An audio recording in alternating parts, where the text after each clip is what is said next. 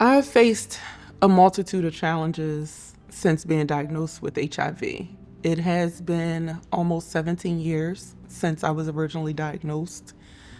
I have dealt with a lot of internalized stigma that I believe that was one of my biggest challenges. Dealing with the what is HIV? How does it impact me? How does it impact my family, my community? Thinking that people would judge me based off of all of the things that I thought on the inside people would be able to find out about me. That was one of the biggest challenges. The next challenge that I didn't even realize was a challenge in the beginning was dealing with how providers saw me as more as a number than a person.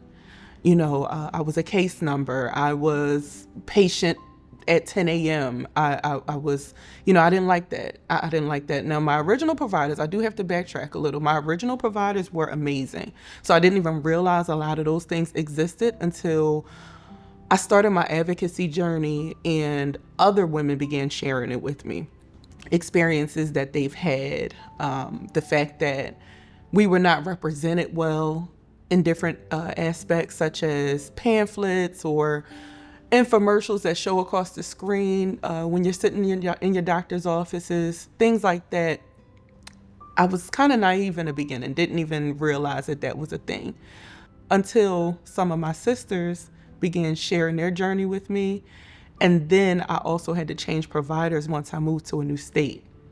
When that happened, it became evident that my experience as a Black woman living with HIV was not the same experience that some of my non-melanated sisters may have experienced. It became real for me at that time. It was a personal experience. And through the knowledge, through the stories and things like that, I then was able to find a language. Because of the experiences that my sister shared with me, I had already had the fire, for advocacy, but now I had to advocate for myself and realize what that looked like in this new season once I did move and had to switch providers. I am so grateful for social media.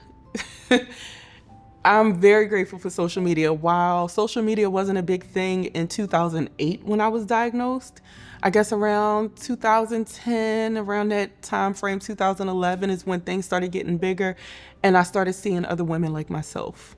Representation is a big thing. Representation is huge. So prior to me being diagnosed, when I would see commercials about HIV, things like that, no one looked like me. So HIV didn't really exist in my mind. It didn't exist in my community because it looked like it didn't impact women like me in my community. Once social media became a thing, and I was able to see other Black women living with HIV, that was so, so helpful. A few of my close friends now are also living with HIV, publicly living with HIV. They are huge supports for me. My husband is a huge support for me. I've been married now about 11 and a half years. And he was he has been and still is a very, very important part of my HIV journey. He was one who came along with me to get educated, not just about what is HIV in general, but what does HIV look like in our relationship? What does U equals U mean? What is a serodifferent relationship or serodiscordant relationship? He was adamant about education. He was adamant about making sure that we both learned and understood all that we need to know in order to have a successful relationship. So those were some of my biggest supports. Social media, the friends I've gained definitely through social media, my husband, and my faith communities. Ooh, HIV has rocked my world in so many different ways. So many different ways. I think I've struggled a couple of times throughout my HIV journey with trying to understand where HIV fits in my life. I've run into a lot of people, especially women who are newly diagnosed, and they're like, oh, I can't wait to be like you and be so comfortable with sharing my HIV story and talk on social media. But one thing I always say is take your time, because the public space is not for everyone. God didn't call us all to do the same thing, and I'm so glad of that. I got so deep into HIV at one point into advocacy and speaking and so many things that I couldn't figure out who I was outside of HIV.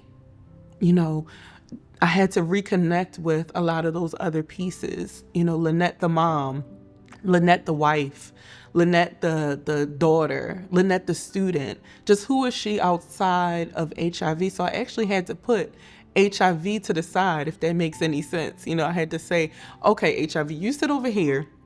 Let me figure out my life over here. Let's figure out all of this. I'm going to come back to you. You know, I'm going to come back to you every day when I got to take this one pill. But we're just going to leave the whole advocacy to the side so I can kind of rediscover who I am with HIV and not make my whole life be about HIV. So my husband and I are in a serial discordant relationship. I'm living with HIV. My husband is not. So because of that, prevention plays a huge part. We are adamant about taking medication. So I take my medication every day. My husband reminds me to take my medication every day. I go get my lab work done so we can make sure that I stay undetectable. And because I stay undetectable, I cannot transmit HIV to my husband. So prevention within our marriage is super important. We also have the youngest of our bunch, we call it the Trawick bunch of children, is 9 years old. So I had him after my diagnosis. Prevention played a huge part in that as well. I had to make sure that I stayed on top of my treatment, stayed on top of my labs, you know, stayed undetectable for as much of the pregnancy as possible in order to not transmit HIV to our child. You are not your diagnosis. Yes, you may have been diagnosed with HIV, but you are not your diagnosis. I believe fully in the fact that God called us to live abundant lives, no matter what. And this, for me, HIV was just a stepping stone.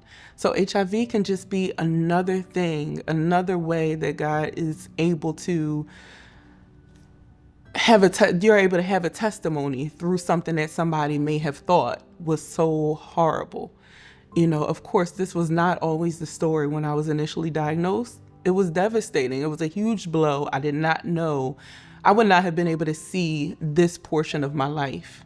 However, like I said, God can turn anything around. So my message to you would be to just go ahead and live out loud and do the things that you were always doing, because HIV doesn't have to stop anything. Excellent. I'm usually like,